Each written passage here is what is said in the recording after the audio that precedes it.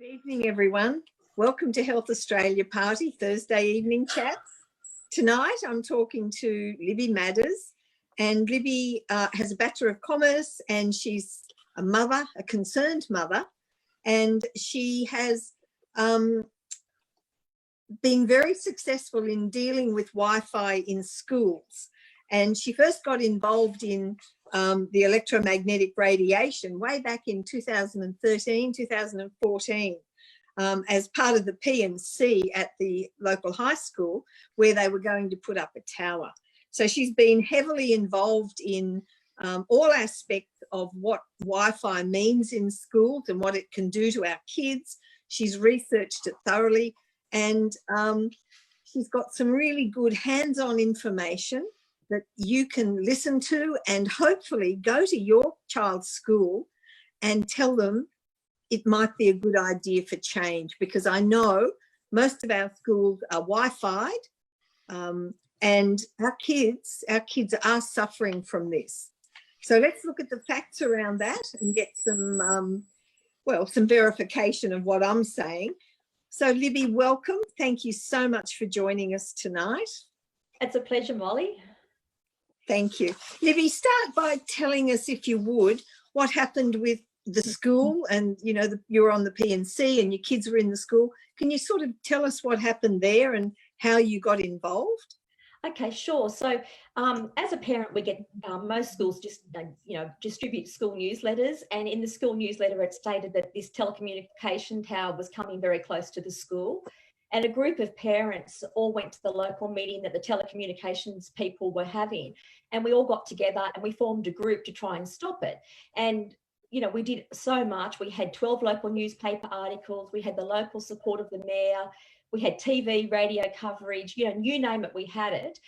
We had banners all over the school, 3,000 signatures. We had a website.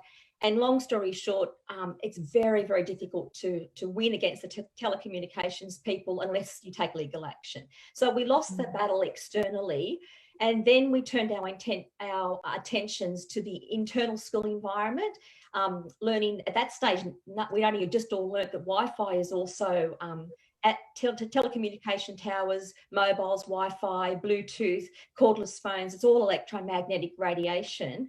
And we learnt that it was biologically damaging. So the first thing we did is we had 4 top scientists come to the school. Professor Darius Lazinski came, Dr. Priyanka Bandara, Dr. Mary Redmayne, and also Professor Ray Kearney from Sydney University. He's an immunology professor. And that sort of convinced the school executive and the P&C that, you know, we do have a problem. And then things just went from there. Yeah, quite an impressive group there with all those names. So you had an immunologist which could talk about the biological effects. Yeah, okay. Oh, and this presentation, you know, listening to it all. And the first thing we did was the school executive asked us to produce a series of posters to warn kids about the dangers of mobile phones. So things like, you know, we had pictures.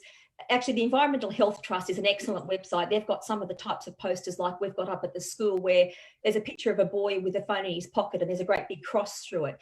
Because most people we realise that mobile phones come with legal disclaimer warnings, saying that they can't be on their they actually state the distance, that they shouldn't be on your person or against your head, and most people don't know that. So there was little things like that you know, we're trying to get all, because we're a really big high school. We're currently at 1,800 students, and we're just telling the students to get the phones off their body, to use airplane mode, because that, you know, disables the radiation, just general basic principles like that. That was our first project, I guess, if you like. Yeah, that's terrific, because certainly I wouldn't have been aware that there's any disclaimer on the phone, and that you can't hold it next to your head. Or, I mean, I've seen women walking around with it stuck in their scarves, burqas, whatever you call them, and they put it in and it's stuck there. And I saw this woman, I thought, oh my goodness. And they put them in their bra, and that's common. See so many of them in the back pocket, don't you? Oh, absolutely. Yeah. So are they above the accepted level of radiation, or is it an accepted level that these mobile phones emit at? So all devices emit basically within, there's an acceptable range, and every country's slightly different. Look, with laptops as well, they've also got disclaimers in them as well that despite the name laptops, that they shouldn't really be on the lap, and if they are, you should have them in airplane mode and disable the Bluetooth and the Wi-Fi, and not have them on your lap, because whatever they are, they're emitting basically radiation into you. Okay, but I know I've bought quite a few phones over the years, and my laptops, couple of laptops, I've had several iPads. No one's ever once told me of any danger, ever. I mean, it's just not mentioned when I purchase my goods. Unfortunately, it's buried deep, within the device.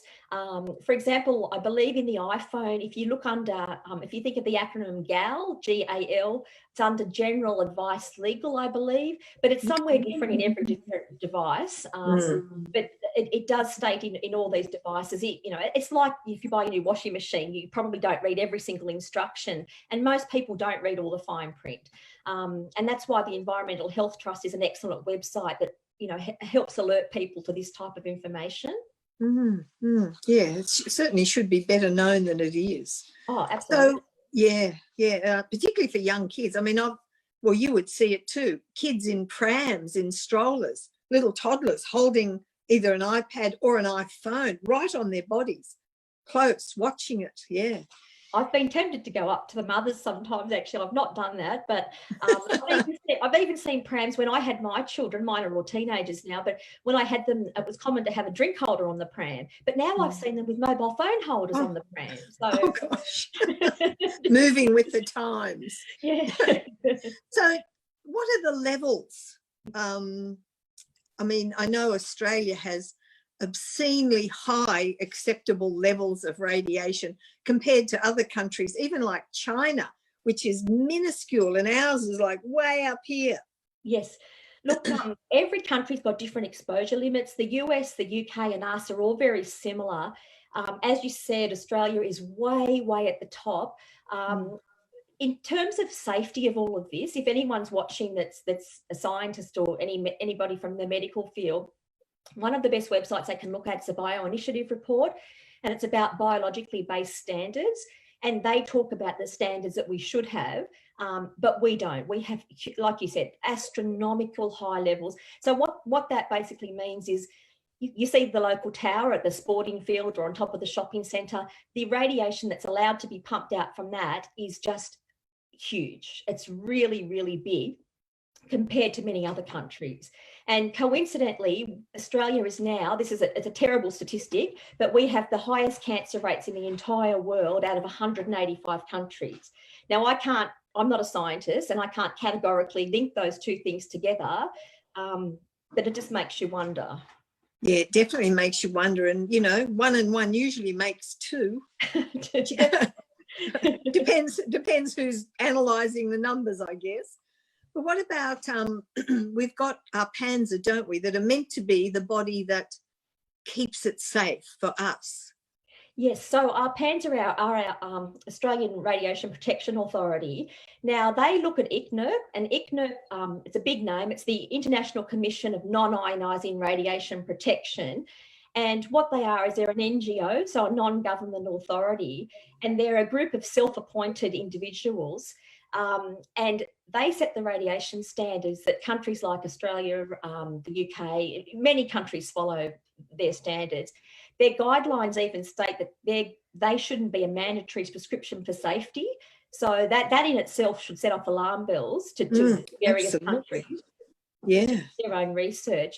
And unfortunately, our Panzer refer to ICNIRP, and the whole crux of the problem in a nutshell, like, as I said, I'm not a scientist, so I'm not going to go into the science because I'm not qualified to, but the problem in a nutshell is the radiation standards are not biologically based. So they're thermally based.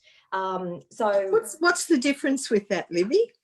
Well, thermally based just means heating effects. So if you're going to be, on the local football field and there's a telecommunication tower and you're playing soccer, you're not going to be, your body won't heat up with the radiation to a certain, I don't know what the levels are, but your body just won't basically heat up. The issue is all electromagnetic radiation, I believe, and well, not just me, lots and lots of scientists believe are biologically damaging. That's the main problem. There's thousands of studies, and of course, you're going to get different opinions. The issue is having peer-reviewed, good quality scientific documents, because there's a lot of industry papers out there.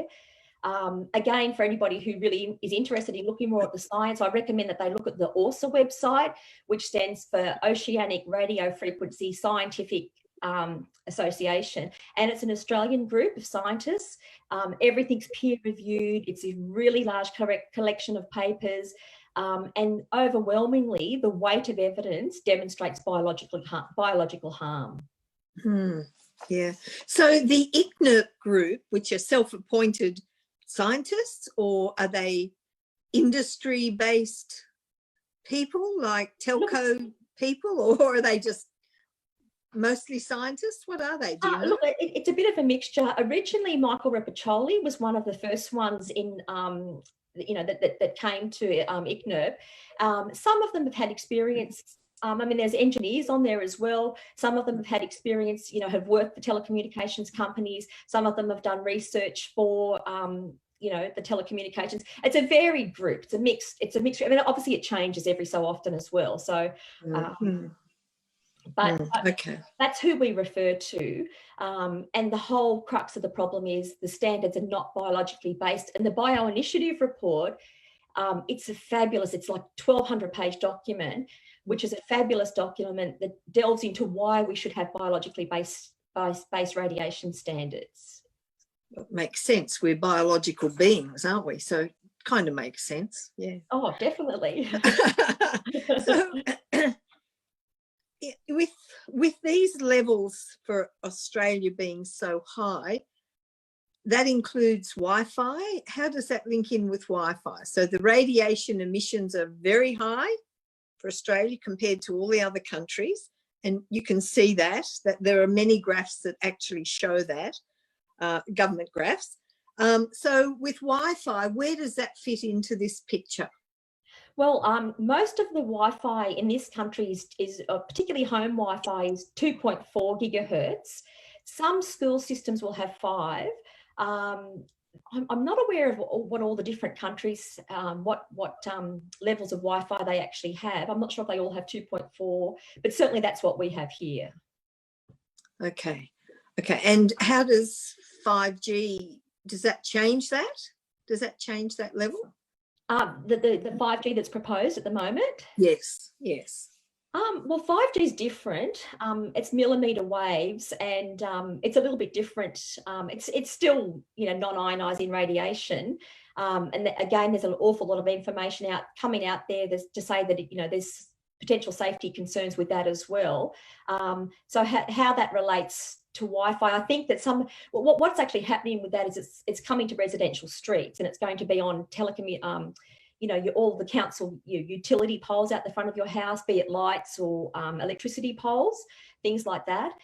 So it's got to be closer for people to be able to get to use it. Word has it it's about every 250 metres in every single residential street there'll be a 5G tower. Yeah, so if it's in front of your house, I would be expecting the value of that house to drop, having something emit so much radiation right in front of your house. There's a website called We Say No to 5G in Australia. It's probably the biggest website here, and they actually say they say about a 20% drop is what they're predicting. But I'm not sure, but I think hard to know. It's hard to know, but that's why there's such a big uproar, because people don't want this so close to their residential homes. Yeah, absolutely. At the moment, most towers are on top of shopping centres in sporting ovals and mostly in out of the way places. But in this country back in 2014, we had 16,000 mobile phone base stations, and we had not one Australian study into health effects of people living in and around mobile phone masts, and there still hasn't been.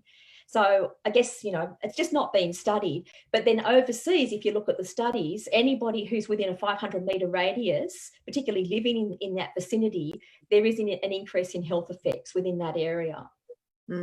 What sort of health effects, Libby? Well, I've got a document here, which is, I don't know, you probably can't see it, but I'll hold it up. I'll have to read off it. Yeah, please. This was done by a friend of mine called Steve Weller. He's actually a scientist, and he's one of the ORSA scientists. This is not specific to children, this is just in general. Recognised effects of even minute levels of microwave radiation exposure have been shown too. So I won't read all of it, but I'll read the main ones. So it can increase the permeability of the blood-brain barrier and gut. It can open the blood-brain barrier to viruses and toxins, heat the head and the ear, ringing in the ears, impair senses of smell, increase excitability of the synapses, nerve damage in the scalp. Actually, a very common one is a lot of problems with depression and anxiety. That's skyrocketing, and microwave radiation has been implicated in that. Altering brain waves, lowering nighttime melatonin, which for anybody who's got any medical background will know that if you've got low levels of melatonin, that can lead to cancer. Issues with memory loss and mental confusion. Headaches is a big one. Extreme fatigue. Something called rouleau blood formation, and what it is, you have to get a special microscope to have a look at it. But our blood cells are normally sort of like a cylinder type shape, but they look like a caterpillar like when they're under a microscope if they've been exposed to radiation. All sorts of things, stress responses, joint pain, muscle spasms, tremors, cataracts are implicated. Lots of immune issues are common. Problems with white blood cells, asthma and histamine released in the mast cells, digestive problems. The endocrine system is often stressed, the pancreas, the thyroid, the ovaries, the testes. This is quite scary. Single strand and double strand cellular DNA breaks, which can obviously lead to cancer. Altered hormone levels. Infertility is another big one, and we know it's skyrocketing at the moment. Certainly is, yeah. And peripheral neurological effects. So there's all sorts of things that have, and these are things that have been reported in peer-reviewed studies. And he developed that list. So Steve Weller from ORSA. Okay. Yeah, so all those symptoms sound like, you know, most of the people that are walking around today. Certainly the gut issues and cataracts. Lots of people get cataracts these days. In fact, interestingly, my daughter made a comment from her 8-year-old last year who had to get glasses, and she said quite a few of the kids in the class have got glasses. And I thought, oh, that's interesting. I wonder if that's got anything to do with the Wi-Fi that's in the classroom. Maybe. Don't know. It's hard to prove, isn't it? Oh, look, it is. I'd love to know what the Department of Education absenteeism records and sick records are since 2008, which was the year that Wi-Fi was actually installed in public high schools. That'd be really interesting to see if it differed from, you know, previous years. But I've got some friends that are teachers, and I hear things like fatigue is really common, nosebleeds. Some children report headaches. You know, there's a lot of ADHD on the rise and autism. You know, I mean, there's studies being done all the time, so we can't necessarily conclusively say that it's causing it, but, you know, watch this space, I suppose. Yeah, it would make sense that it's a factor at the very least. And what about the teachers? I mean, they're stuck in this all day as well. Oh, definitely. Definitely. So you have to be looking at cancer or infertility or, and what about pregnant women, pregnant teachers? Oh, yeah, in pregnancy, it's a very much a big concern. And this is just an anecdotal story, but a friend of mine's a teacher, and she works near the primary school she works at is near a telecommunications tower, and her particular primary school has got Wi-Fi. And she gave birth to this little baby girl who was born deaf. And in my mind, I wonder whether it has, you know, any relationship, you know, to obviously the high exposure that she would have had. And another friend of mine, who's an engineer and a scientist, has done a thesis on the cochlea and the whole ear, basically. And she said it's really common for exposures with microwaves to have problems with the ear. So, you know, my thought is that perhaps that poor little baby was made deaf by the exposure. But of course, I've got no proof of that. It's just my gut feel. Yeah, it's very, very hard to prove because, I mean, we've also got, issues of all the chemicals in our environment and air and the chemicals in the water and the medications that everybody takes or, has access to, I guess. So there's a lot of factors, isn't there? So it's very hard to pinpoint something. But I think if you're in an environment that's different and then you become symptomatic, it's certainly easier then to pinpoint it and say, well, I was okay before I went to school. Now I'm at school and I get headaches, or my child gets headaches. So that's much easier to sort of say this environment could be the different factor. And look, there are the canaries in the coal mine. There's a condition called microwave sensitivity or electrohypersensitivity, or EHS as it's known. It sounds like it's a modern thing, but it's not. It's been known about since the 1930s when people that worked with radar operators had high exposures to electrical and magnetic fields and so forth, and they developed it. And 3 to 5% of the population are very sensitive to this. And up to 35% have got some level of sensitivity, but they're not necessarily joining the dots as to why they're getting the headaches and things like that. And there has been children that have to have been removed from schools because of their sensitivity. There was even a principal in a local Catholic school near me, it was several years ago now, and she had to retire because of it. So she had this condition, and the condition is back in 2013 there was actually it's a legal case called McDonald versus Comcare. So Dr. McDonald, he worked for CSIRO and he developed electrohypersensitivity. I'm not sure of the exact circumstances, but somehow within his work, it was in his office, and he sued and he was successful. So that's actually a legal precedent that's in our country. And for anybody who perhaps knows somebody that might have this condition or perhaps thinks that they've got it, if you Google Premier Compensation Lawyers Wi-Fi in this country, like in our country, it comes up, and they're advertising for clients who have been damaged by any form of wireless, not just Wi-Fi, mobile phones, tower, you live close to a tower or whatever.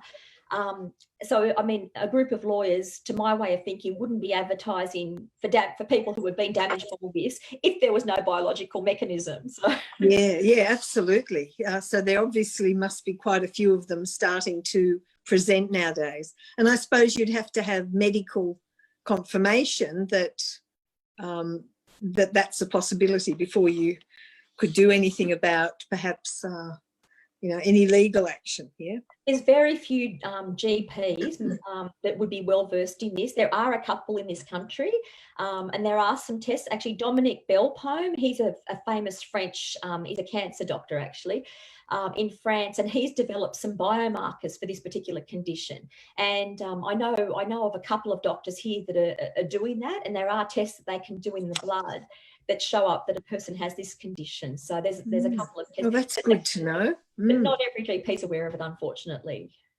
Yeah, no, they wouldn't be. It wouldn't be on the radar, so to speak. Yes. So Wi-Fi in schools, how dangerous do you feel it is, or do you know it is with what information you've got? Look, my personal view is that this is all extraordinarily damaging based on the science, and as I said, refer people to the ORSA, the weight of evidence. And the whole thing is, we could argue, if we had two scientists here, one that was arguing that it was safe and one that it wasn't safe, they could argue day and night, and they can change studies. There's all of this can go on for years, like it did with the tobacco industries. Yes, the thing is, the children are extremely vulnerable, and there's a thing called the precautionary principle, which is embedded in the majority of state and federal legislation. And in essence, what it says is we don't have to know for sure whether there's a problem or not. If you suspect something that's going to cause harm, particularly to human life, we have to err on the side of caution, and basically don't have it. Get wired. Go back to when you used to get the computer and you put it in an actual wired point. Or if that's not possible, look at doing switches. And I know that some Wi-Fi routers are now coming out that they pulse continually day and night, regardless of whether you're using them or not. But a couple have been invented that will just come on when you've actually got the computer on. So, some changes are happening slowly. But it should never have been introduced into schools. It was done under the Kevin Rudd Digital Education Revolution in 2008. That's right. I remember that. Yeah, every kid must have was it a laptop or an iPad or something? Yeah. They all got a free. It wasn't an iPad. They all got some sort of laptop at the time. And of course, to use it, Wi-Fi is cheaper. That's the end. That's the biggest problem. But it's open to hacking. That's a big issue. I mean, there's dropouts. There's nothing like a wired connection. It's safer, it's faster, and it's more secure in terms of hacking, which is going to become an even bigger problem in the future. The hacking side of it. Yeah. So, if parents are concerned, what do they do? What's their first step in looking at the Wi-Fi in their school? Because I don't think there'd be any schools that aren't Wi-Fi'd. There's not. The only school that I've ever seen that doesn't have it is Steiner schools. Yes. And I was even reading here fairly recently, a few of the rural schools didn't have it, but there was some sort of program that's been done that they've all got it, now is what my understanding is. And of course, once, that was introduced in 2008, the private schools all followed suit, and then it came to the public schools, and now everybody's got it. So it's practically everywhere. Well, it is really. I don't know of a school that hasn't got it. So would it be fair to say that in the classrooms, they would have the Wi-Fi on all the time, even if they're not using it, I guess, if the kids are reading books or drawing or whatever, that Wi-Fi would still be emitting? Yeah, it's continually pulsing. Now, it goes through walls, it goes through concrete, it goes through practically anything. Some metals can slightly slow it down, but it's going right through all your skin, your body, your entire body. If you're in that room, it goes right through everything. It just continually pulsing all day long. And why nobody's suggesting that the kids shouldn't have access to 21st century technology. Yes, of course correct. People need the internet. Of course they need to learn computers. I mean, that's just the modern world. But they can still have all of that, but have it with a wired connection and not a wireless connection. And look, the majority of schools, I think, have got no idea that there's an issue unless parents have actually presented it to them. So I think the first step for anybody who's wanting to bring it up at their school is there's a wonderful website, Wi-Fi in Schools Australia. That's a fantastic resource. I've mentioned the Environmental Health Trust. They've actually got lots and lots of information on there of various schools and what they've done. And different countries, and some countries have banned it, and some are more precautionary than us. Yeah, actually, I heard that Russia has banned it. Yes, so I can actually I'll read out the different countries. So the Russian news is hot off the press. They've banned Wi-Fi in primary schools, and they've banned smartphones for education. They're suggesting that books are used at home, not computers, and they're suggesting no mobile phone base stations are to be near schools. I won't read all the countries, but France, for example, a few years ago banned kindergarten Wi-Fi, and also they've actually got wireless in a default setting at the school. So again, to be used only when needed. So that's a little bit more precautionary than most places. Yeah. Cyprus have removed Wi-Fi from primary schools. Belgium have banned cell phones and Wi-Fi in kindy. Israel has got it banned in primary schools and preschools, and they also instruct students on how they can reduce cell phone radiation. French Polynesia have removed it from preschools, and various cities. There's some in Italy and Israel that have done things. In the USA, Maryland State Kids Environmental Health Protection Council, they recommend that people reduce wireless. So there's lots of other people that are acting, and other countries and cities that are acting. And unfortunately here, our group from the PNC have been to the Department of Education, both to the IT section and to the legal department, and we've presented to them. So far nothing's happened. So what we did is we could see that I guess any government department can be a bit bureaucratic and it's slow to act. So we just knew that it would be years before they changed it. So therefore, we all met as a group, and we introduced at our school Wi-Fi plugs.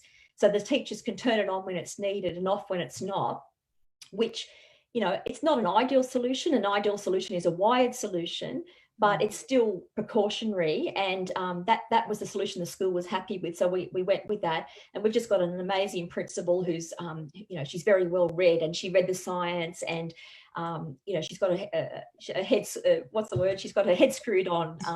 And she was so supportive of us, which I know a lot of other principals haven't been. When I've had, other people I've heard have approached the school and they don't get treated like that. But our principal was amazing. Well, that sounds like an easy sort of fix, doesn't it? I mean, just an electrician puts a new little switch in somewhere.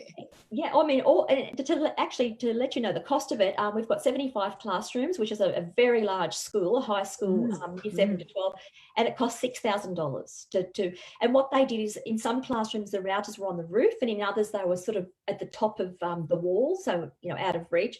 So we got the school electrician to come and run conduits down from either the roof or the top of the where they were on the wall, and to this little sort of just like a little box type of thing.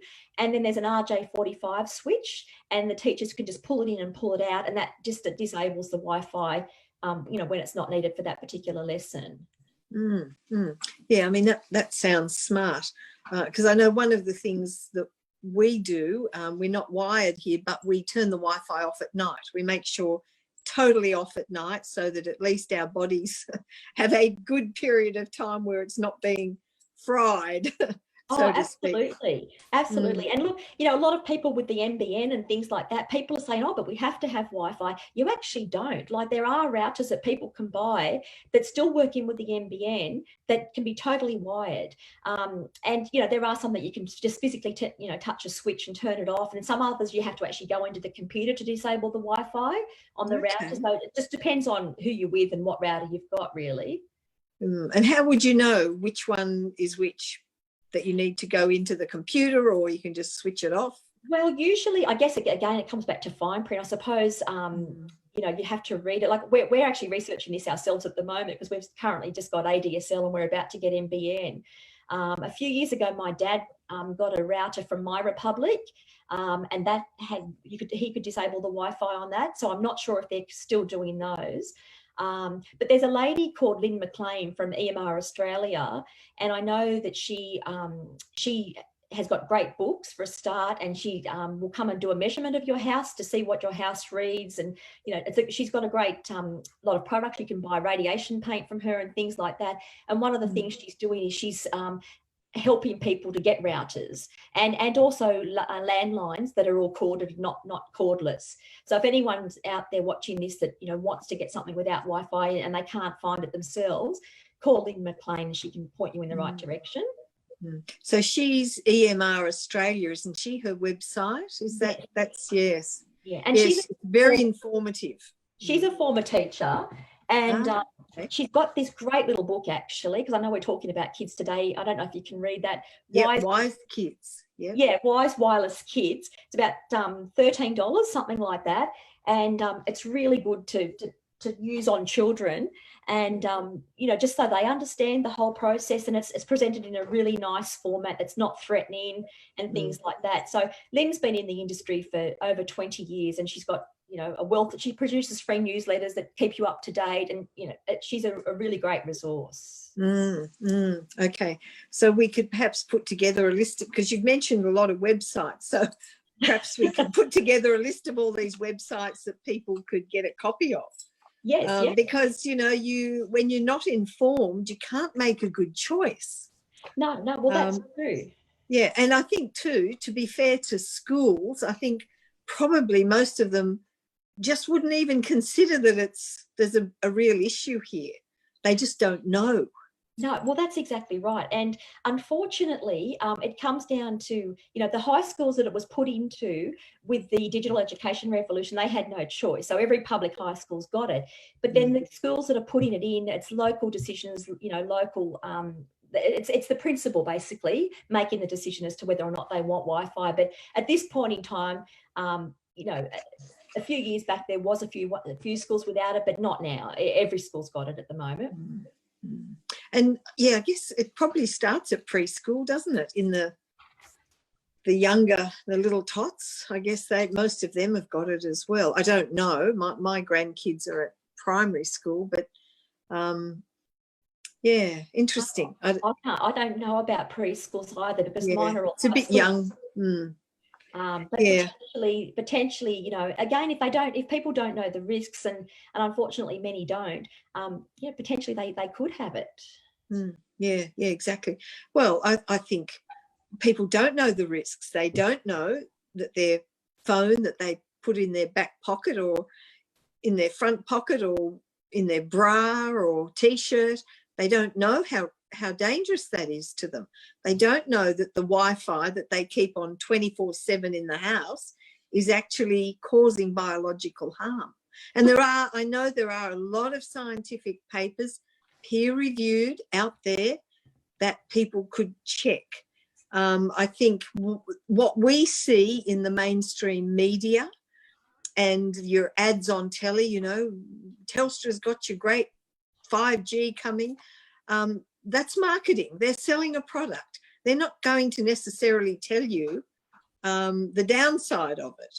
Look, I mean, most companies, they're experts in public relations 101, I call it, and they keep the KISS principle. They keep it, you know, it's simple, basically. And, you know, like, I think the issue is, you know, most people just sort of want to know the basics, and that's what's usually presented in a lot of different ads and things like that. And the same thing happened with smoking. Yeah, it took a while, didn't it? But we got there. But still, people smoke. Hard to understand. So, Libby, let me just ask if you know,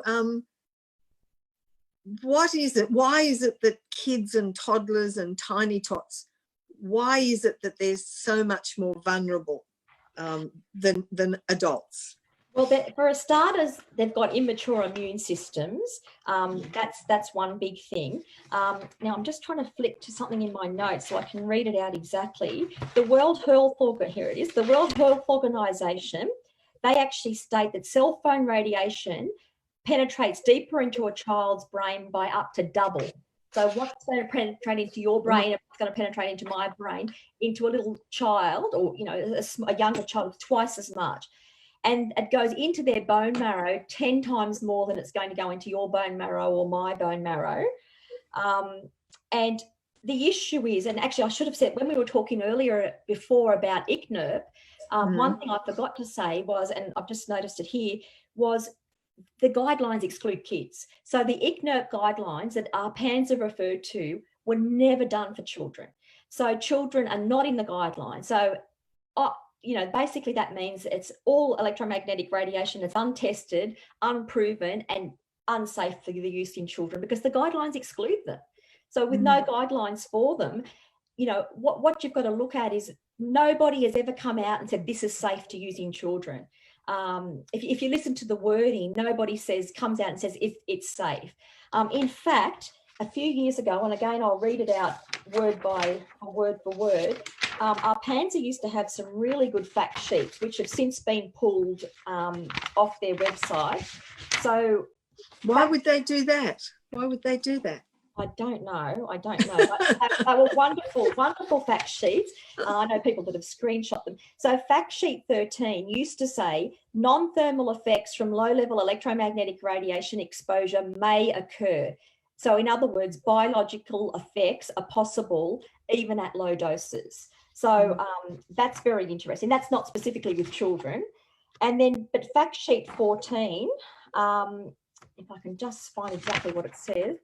Fact sheet 14 says, I can't find it exactly, I know it off the top of my head. Basically, fact 14 used to say it's difficult to say that we can't be certain that this is safe for children, is basically what fact 14 used to say.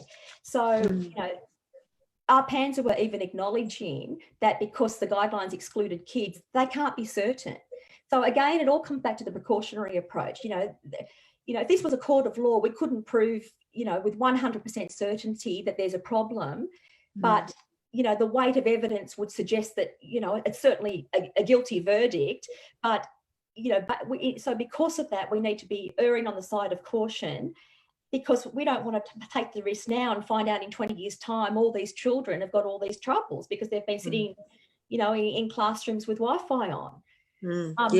Yeah, that's the thing, isn't it? It's like an accumulative thing. You don't see it straight away, but it changes slowly. Bone marrow, cellular structure. Well, I guess it builds. I guess the perfect word is insidious. It's gradual and subtle, and you can't feel it, see it, or hear it, or anything like that. It's like an invisible assault on the body. Good way of putting it. Yeah. Well, I guess the only way you can really see, understand radiation is I've got 2 meters. This was my first meter, which is a few years ago now. It's about $150. And this one I bought from Lynn McLean, actually, from EMR Australia. And I've just turned this on. You can probably see there's a tiny little green light, which is very good. So that's saying that this works like traffic lights. So the green lights are good, the orange lights not so good, and the red lights are really bad. So in other words, higher levels of radiation. So that's the lowest you can get, basically. And sometimes in this particular room, there's not even a light, which is even better still. And is that because you're wired? Your house is wired? So we've got no Wi-Fi here. We're totally wired. We don't have cordless phones. We're about 800 metres from a telecommunications tower. If people look at the Radio Frequency National Archive site, so it's RFSNA, they can find out how far they are from their local telecommunications tower. And we've got the children don't have mobiles and things like that, so we've got very low exposure levels here. Yeah. Do your kids feel as though they're missing out because they don't have mobiles? Oh, look, I mean, they do have them. I shouldn't say they don't have them, because they do have them, but we give them absolutely nothing in the way of how much they get each month, and it's really only if they don't use them like most students do. They can't get onto social media. They don't have the data. They've got them if mum, come and pick me up, I'm stuck at school, or whatever. That's all they have them for, and they're not allowed to have them on in the house. And so I guess because we know the dangers, I guess we just control their use a lot more. You don't give them the money, they can't do anything on the phone except use it for emergencies. As they should be used for. I mean, we all survived very nicely without mobiles, didn't we? For many years. We did indeed, definitely. And funnily enough, getting back to our Panzer and talking about reducing the risk, they've got a yellow book, and it's basically it's called RPS 3, so Radiation Protection Standards 3, and there's a clause in there which is 5.7E, and it's one of the things that we relied on to get our Wi-Fi plugs in at the school, and it actually states that people should be reducing exposure to radio frequency, basically where possible. So it's stated in there that you should be reducing exposures, and that's what people need to really start to think about. And the best way to be able to reduce your exposure is to know what you're surrounded by. Get yourself a meter. They don't have to be expensive. Amazon sell them. They're all over the internet. And start measuring your background, your background radiation levels, and some of the kids' game consoles. You'd be surprised at what they measure. Yeah, they're on them a lot too, aren't they? Sometimes. Oh, they are. They are, definitely. Yeah, it's interesting, isn't it? I think it's very disappointing. I find it disappointing that no health studies are done by our governments that are meant to be there to protect us and look after our best interests. But that doesn't seem to happen a lot. Because money gets in the way, I guess, money. And we're not being told the truth about the dangers of the radiation, and in particular for our little kids who are incredibly vulnerable, and pregnant women who, you often see them leaning something on their belly. Yes. And I just think, oh, my goodness, what is that doing to that little soul?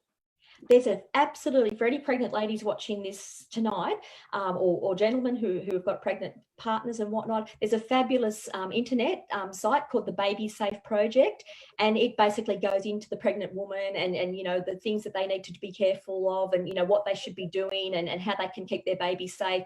You can even buy online special you know, coverings to put over your pregnant belly to protect your baby from the radiation, would you believe? So and do they work? Because I know sometimes there's things out there that aren't, they're marketed well, but they're not particularly effective. Well, I believe these are, because I know, for example, the EMR Australia sell the curtains, and a friend of mine lives fairly close to a tower, and she's put curtains up in her house, and she's a scientist, and she's got meters, and she's measured it, and they do work because they're impregnated with silver, some special silver, and it's reflective. So that, look, there are all sorts of scams out there. There's also, you know, different things that are being sold, you know, to put on phones, and just sort of things that you can wear, and things you can, there's all different, and you know, you know, unless it's been researched, I can't say whether things work or not. And I guess if you've got a meter, you can soon measure yourself and see, can't you? Because they're not that expensive. No, and they're fabulous to have. I've just found the exact, getting back to fact sheet 14, I'll read about exactly what, and as I said, our Panzer have pulled this. The technology is very new, and it's impossible to be completely sure there isn't some risk. This is particularly true for children where there is little research evidence. So the children haven't even been studied. So therefore, you know, we've got to protect them, you know. I think someone has said to me in the past, there's roughly 20% of the population are children. I'm not sure if that's the exact figure, but we might have 20% of our population might be kids, but they're 100% our future. Correct, yes. Yes, absolutely. And we need to protect their health. Yeah, we do. And that's our duty of care, our responsibility as adults, as parents, isn't it? Oh, absolutely. I mean, the thing is, getting back to Wi-Fi in schools, getting back to the issue of consent. I mean, any parent from any school knows, you know, you've got to sign permission slips for excursions and for this and that, you know, everything. It's been like that for a number of years now. But parents never ever sign a permission slip to allow their child to sit inside a classroom with the Wi-Fi blasting all day long. And it's involuntary consent, because, you know, even if they did sign a permission slip, which I'm sure they don't, people don't know that there's a problem. Yes, so, yes, correct. Yeah. So we're consenting to all these other things that go on in the schoolyard, but the most important thing, people don't have any idea about. Is there, for the schools, I mean, they must have a duty of care towards the children's health, surely.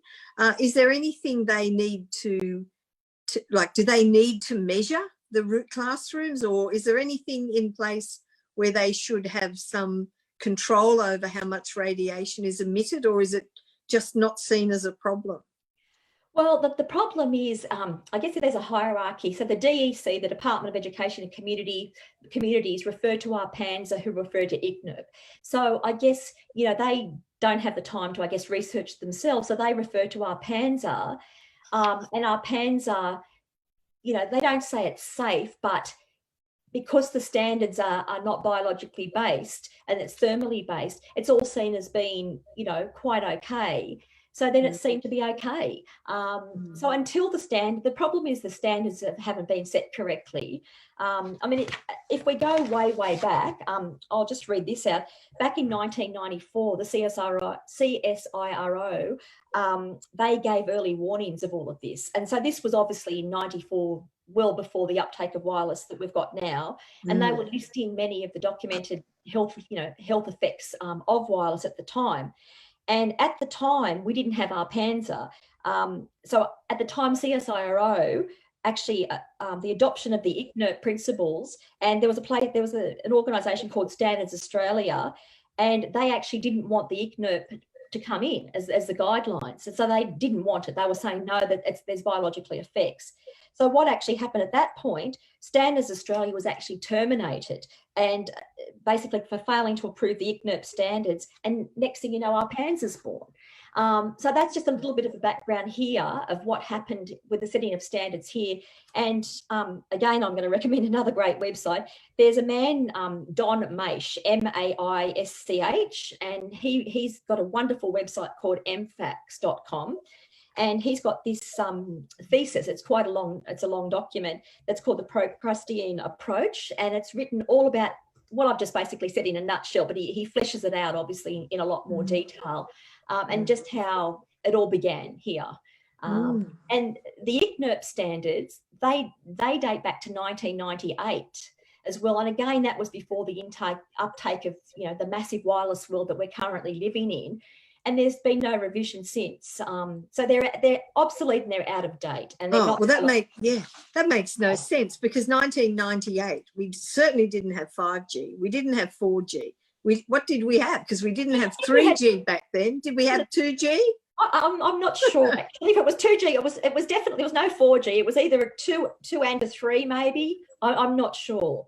In 98, it wouldn't have been much, would it? Yeah. Look, I remember driving around, 20 odd years ago, and, unfortunately I had a mobile phone in my car and, a little antenna aerial on the roof, the back window and whatnot, and dropouts were common. But they're not now, like unless you go into a tunnel or something like that you don't tend to get the dropouts anymore that you used to. Yeah, good point. You don't, do you? Because there's so much coverage now. So, I mean, basically that's what that means. I mean, some people would say, wonderful, there's no black zones anymore. But conversely, I would say there's no white zone. So in other words, there's nowhere safe, because years ago I saw a document and it was a picture of America, and it was lines all over America from telecommunications towers, because obviously, they're invisible lines, we don't see them. And you could still see the actual ground. But I saw one, recently, and it was an update of that one. And you could virtually not even, there were just so many lines going all over the country. So what people just don't realise, that there's, all of this radiation in our atmosphere, in our air, across our sky and things like that. And well, it's everywhere, isn't it? Well, it is. Even if you don't carry a mobile phone or have Wi-Fi at home, you still can't get away from it. No, well, it's not easy, that's for sure. But look, I mean, there's plenty of things people can do. I mean, if they've got a mobile, unless they need it for business, and unless, basically put it on airplane mode, disable the Bluetooth, disable the Wi-Fi, then you can put it on your person, because there's by the meter, and you can see for yourself, there'll be no radiation. There's little things like that they can do. With regard to laptops, the same thing. Disable, wireless, disable the Bluetooth, turn it into airplane mode. So you can still sort of have your toys, so to speak, still have the cake and eat it too. But there are safer ways to use technology. And again, the Environmental Health Trust has got a great long list of wonderful things that you can do to minimise it. I mean, turn the Wi-Fi off at night. People buy timers. Plenty of people have wired connections. There's all sorts of things that people can do to make their living space, where they've got control over, a safer place. Yeah, absolutely. Because nobody, including me, wants to get rid of. I certainly don't want to get rid of my mobile. I don't want to get rid of my iPads or my laptop. I love the technology. I love what we can do. I love what it brings to us, but I want to use it safely. Yeah, I want to do the best I can to be safe using it. Yeah, for sure. And I think that's the main thing, is people just need to know that there are safer ways to use the devices. And, clearly that there's an issue if it's embedded in the documents, fine print. The other thing that I should have brought up also is Lloyd's of London is one of the biggest insurers in the world, and everybody sort of, generally follows, a lot of the insurers follow what they do. And there's exclusions for all electromagnetic radiation. So these people have got actuaries and people like that crunching all the numbers, looking at all the risks. I mean, insurance companies are there to, make money. They don't want to lose money, and they've rated all EMR as being a high risk, basically. So that's interesting. That's very telling. Yeah, that tells a big story. It does. But we never hear about these things, do we? No, look, as I said, I've been researching this since, 2013, 14, and there's so many books on the issue. Like, people just have got no idea. Like, if you just Google on Amazon, particularly, we don't have them all available here. But I've read lots and lots of books. I've done lots of research, read lots of scientific papers. I've got a few friends that are scientists, and, you know, they're always providing information. And it's astounding once you start to look how much information is actually out there. Not that it's suppressed, but it's certainly not encouraged that we be informed, isn't it? I guess it's fair to say. Yeah, exactly. But, you know, more and more people are taking note. Like, there was in Berkeley overseas, they had an ordinance back in 2015 where they called it the Right to Know Ordinance. And basically what they wanted was, wherever mobile phones were sold, instead of the warning being buried deep to say, don't put it against your person, they actually wanted it, you know, more visible, basically. And funnily enough, the mobile phone industry fought that, and it's still being fought. But that particular city was, you know, really standing up and wanting to inform their residents. I mean, people need to be informed. Why shouldn't they be informed? Yeah, absolutely. I mean, that's something that should be enforced. Really, people should know the dangers. Then you make choice. And I don't think it's that anybody would not buy a phone because they read something that says this is a danger, because if that was the case, you wouldn't drive a car, you wouldn't buy a car, you wouldn't have a stove because of the fire possibilities. I mean, you know, people are still going to buy these things, but at least it gives them the choice on how they use it with safety. Oh, I think that's the important thing. Like, you know, really, it should be more public knowledge. And, you know, there's another great website. If you type in Citizens for Safe Technology, so you can either just type in a capital C and then a 4, then an S and a T. And Citizens for Safe Technology, a man by the name of Frank Clegg, he was the CEO actually of Microsoft. And I guess he joined the dots, you know, working in the industry himself. And now he's got his own website speaking out about all of this. And just that's very telling, isn't it? It is extremely telling, and he's got a wonderful website. And I actually appeared on the Catalyst ABC program called Wi-Fi along with him. Dr. Mary Ann DeMasi presented that a couple of years ago. I think it was beginning of 2016. And there was a lot of, I was talking about what we'd done at the high school was what I was talking about, but then there's a lot of really top scientists and different people talking about things. So it's becoming, you know, it's starting to come a little bit more into mainstream media, but as a rule, I think a lot of journalists don't report on it either because it's too difficult and they don't potentially have a grasp on it. I don't know. I mean, it's not as reported on as much as perhaps what it should be. Yeah, no, I agree. Yeah. Okay, so in Wi-Fi in the school, what's the first step? So what would a parent do if they've listened to this and they go, gee, I better check out what's going on in my school? What do? They approach the principal or the P&C or...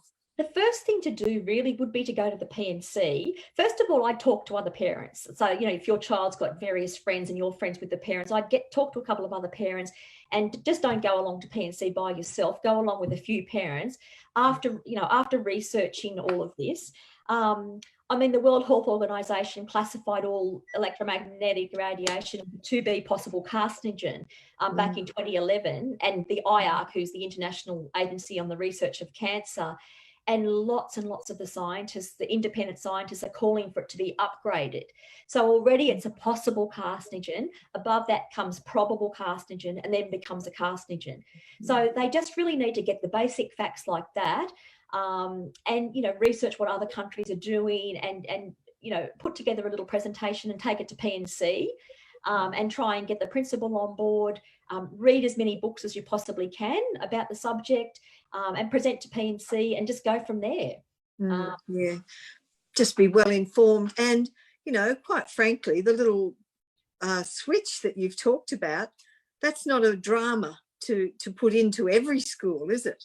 No, well, as far as we know, it was a landmark initiative in this country. Like, I haven't heard, we're the first ones that have done something like that. And that was way back in 2016 now.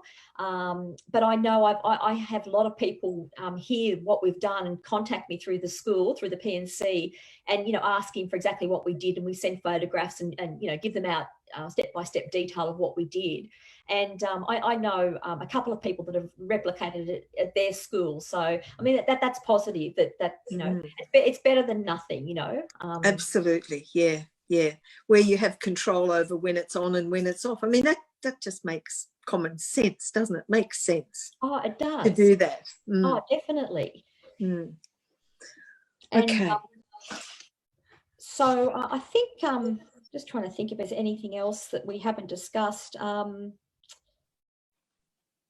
Yeah, I think that's pretty much every. Oh, just one other thing, with regards to people that have been made sick by, I remember before I said about the premier compensation lawyers and they Google Wi-Fi, there's the World Health Organization put out a thing called the ICD codes. So whether you've got diabetes or blood pressure or whatever, it's got what's called an international classification of disease code. And it's how the doctors kind of, you know, when you go to see them, they use it. So there actually is an ICD code for basically health effects from radio frequency emissions. And so for anyone medical out there who's watching this, I'll let you know what the code is. The ICD code is 10-CM W90.0. So there actually is a code for people that have been made sick by this. So you know, that wouldn't exist to my way of thinking if there was no biological effects. Yeah, good point. Good point. You're right. You're quite right. And just actually one other thing I neglected to mention. Sorry, I know we're probably going a little bit over time here. When my daughter, I've got 3 kids. The youngest was in primary school. When she was in year 5, they were introducing Wi-Fi at the school. The older 2 were already at high school. And I presented to the school, but unfortunately the school, they wanted to go ahead with it. So what I did is I drafted a legal non-consent form and I listed all the different reasons from all my research as to why I didn't want my child to be sitting in the radiation. So just like the consent form that they go to the Taronga Zoo for an excursion, I basically did a non-consent form to say I did not agree to my child being sitting in that room with that router on. And the principal was good. She listened to it, and I was the only one that at the school that had made the complaint. And they actually went and got little like a ladder, a little half-step ladder, and the teacher was able to get up there and to pull it out it was out for the majority of the day. And whenever it was in, my daughter would be taken to another classroom. Now I don't know if every school would comply with that. But Barry Trower, he has got on his website examples of non-consent forms that people can have a look at. But you could draft your own as well. So that's another option for people. Okay, yeah, so there's quite a few options. Preferably it would be getting the school to put in some switches. Yeah. Easiest. Yeah. And look, one day I'm sure that we'll revert to wired connections. You know, there's already been some major studies, like in 2018, the National Toxicology Program, the NTP, a $30 million study that showed basically mobile phones cause cancer. It was done on rats, but it was a very, very well-run study. And people, because of that study, they're calling for the classification to be upgraded from the possible carcinogen to the probable or the carcinogen. So, you know, more and more of these big studies are coming out, that are cause for alarm. Yeah. And, well, we just have to hear about it, because I think the problem is that the general public doesn't get this information unless you are aware and you have access to all these web pages. You just don't hear about these things, and that's the problem, really, I think. Well, everyone's busy, and you know, like, you don't research into this unless, you know, as in my case, it happened at the school that the tower was coming close, and then we sort of delved into Wi-Fi, and it just went from there.